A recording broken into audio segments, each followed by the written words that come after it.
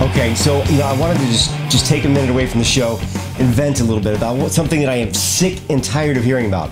Bill Belichick, a great coach, vaulted as one of the all-time most genius coaches, for real, because his team has gone to the Super Bowl now 5 times, and 3 of those times that he has won, right? That makes him great.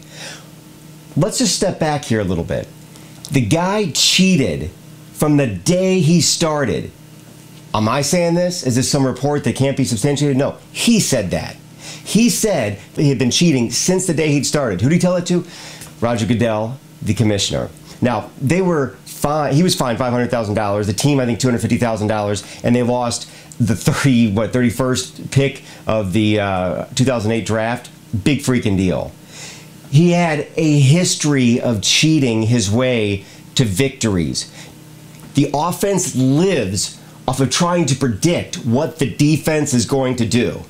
Anybody that's played football in any level, even if you just played Madden for God's sake, you know that if you can figure out what your buddy's going to call, you can call the perfect play to exploit what he just called, right? So now you've got Tom Brady on the field, you've got the offense ready to do whatever. They get some notice that there's going to be a particular defense called. They call the offense to exploit that. Suddenly they're making plays, they're scoring points, they're winning games. What happens when you win games? You win championships. What happens when you're accumulating wins and you even get a championship thrown in there? Everybody on your team wants to stay. They're willing to take the money that you offer them. They're not going to gripe. There's not going to be any locker room strife. And you know what? If there is, you're gone. See what happened to Moss? Of course, Moss is somebody that wanted to be there, didn't start off there, right? Great. You've got the players you want, willing to obey anything you say, and you've got the ability to predict the defensive calls. Can you, anybody, tell me how that isn't a significant, massive, and huge advantage?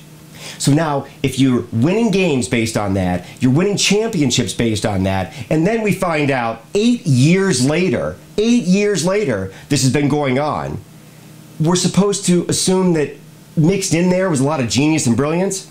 I don't think so. I think that every single championship they won should be stripped from them. If not stripped, with an asterisk. I think every game they won should have an asterisk next to it. Why? Because we don't know if they won it based on their own brilliance and great play or having that huge, huge advantage. Okay, we covered commercials, covered a bit of the game. Let's take a look at the halftime thing. I don't know if I want to call it a show. The thing they do in between playing.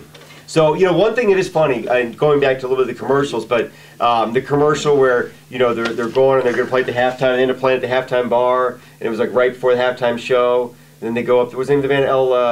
LMFAO? Yeah. So, and they're like at the bar, and then then they have the halftime show, and they're actually at the halftime show. So that was kind of cool. The spectacle of it was kind of cool. I think it was the whole, Egyptian thing coming out. But ultimately, Madonna was just old.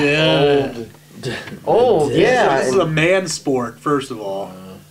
Well, there's a lot of people watching it. I think that they've been on rapid decline for the last few years, ever since the Janet Jackson thing. No titty anymore. But yeah, that wasn't. Apparently, you have to be over 50 to headline a Super Bowl show now. So I think so. That's the criteria now. They have an old headliner, and then they mix in some of the younger. Yeah, but it don't make no sense. It's like.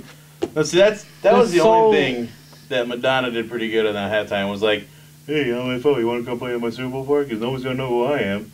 Hey, Nicki Minaj, you want to come over and just spice things up? Hey, Indian girl that I've never heard of, Brianna. Her name is Brianna. No, her name's MIA. Is that it? She's the girl who does paper planes, and I will be honest. I went to the snack bar upstairs to get a plate when halftime came out. I miss LMFAO. Maybe I would like to see them. They're pretty funny, but I mean Madonna, I had no interest in. Nicki Minaj, I thought that was cool that they brought out another superstar to try to cater to a different audience, but. Dude, this MIA thing, and it's kind of scandal the next day. Apparently she flicked off the camera and stuck up her middle finger, probably just trying to get publicity.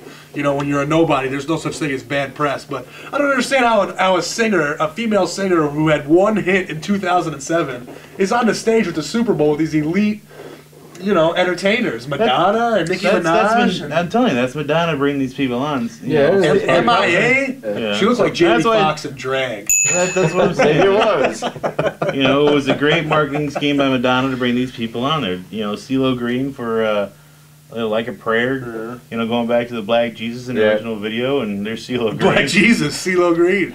Yeah. The digital screen was really cool too. Yeah. I was going to get that. Every year gets better. I like how the graphic where they pulled the grass away off the field. Yeah. It looked like the field. Yeah. Oh, that was really awesome. Cool. And then they did like the stars underneath and shit like that. It looked like they were like, oh, that was really cool. But we can give it maybe if we give it an overall just for the technology. Can we give it an A for the technology? No, special effects were special effects. Lighting the was visual awesome. part of it was kind of cool. Yeah. A for that. Yep. No. I gave it an A. Debbie Downer. What would you give the visual? I thought you meant the whole thing. My bad. No. Just visually B. The like the technology and the overall look of it. Yeah. B+. B plus, please. Dale is mad that he didn't have his Will.I.am hair. Yeah. Can we get that? It would have been Will.I.am's Lego hairpiece that was throwing the signal off. Just rolling then. Sucked. The letters suck. Can I please have a Will.I.am Lego hairpiece on my head right now, please? All right. I'm going to give the game itself an A-. It was an exciting game. They were still in it at the end. There we go. Ready? Bam. Yeah, that's what I like. That's what I need. The hardest shit ever. Okay. Back to you.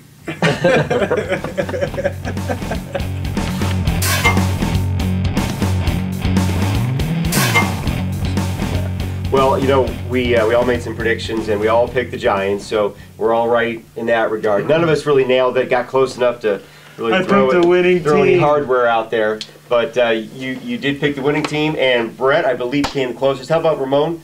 Fill us in on where we were with the... Do I get to go to Disneyland like Eli? Yes. No. Yes.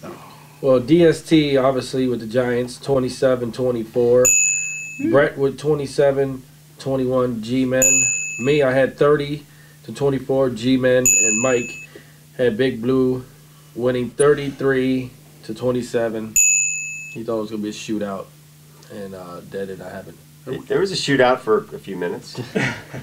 Actually, that score, I doctored that score up. His original score was like 60 It was not. 45. And we were the only ones who put our predictions out there, too. For all the Facebook users, we also had a little online contest where you could running the scores right now. Post your Super Bowl prediction, and we have some nice prizes to give away. Your choice at either, what is it, 4 Monsters tickets or an official GameDay Battle T-shirt. 4 Monsters tickets to Game at the Q. You get to pick it. Or GameDay Battle shirt, the crew shirt, which is pretty cool. And the winner. The winner is...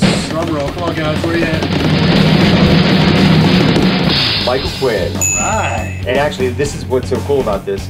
If the Giants make the 2-point conversion, he nailed it exactly.